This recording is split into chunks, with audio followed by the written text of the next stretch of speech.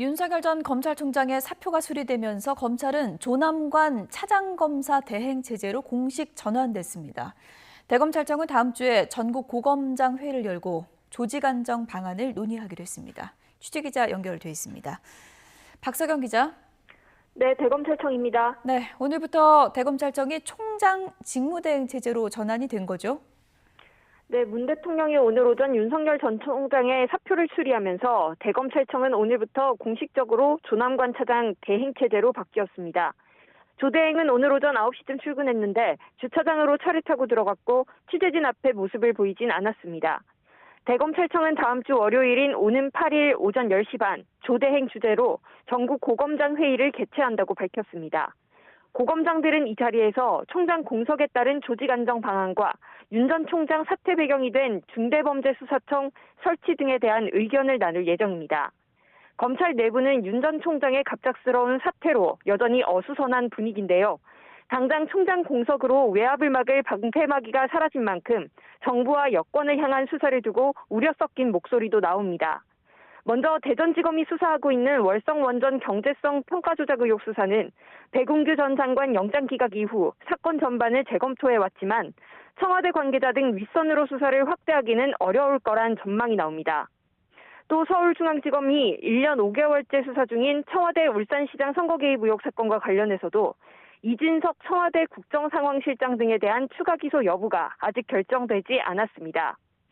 이 밖에 서울중앙지검이 수사 중인 이용구 법무부 차관 택시기사 폭행 사건 무마 의혹 사건과 수원지검이 맡은 김학의 전 법무부 차관 불법 출국금지 의혹 수사 등도 전망이 불투명합니다. 네, 이렇게 검찰 안팎이 혼란스러운 상황에서 후임 검찰총장이 누가 될지도 초미의 관심사입니다. 지금 차기 후보로는 누가 거론되고 있습니까?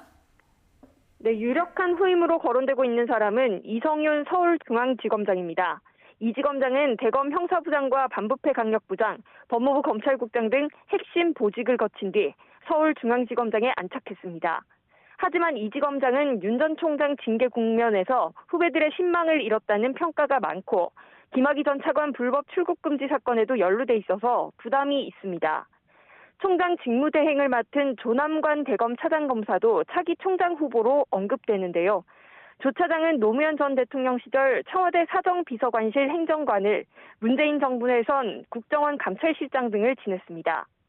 이후 추미애 전 법무부 장관 시절 법무부 검찰국정을 거쳐 대검 차장검사로 승진을 했는데 윤 총장 징계 사태 당시에는 추 전 장관에게 징계 청구를 철회해달라는 호소글을 올리기도 했습니다.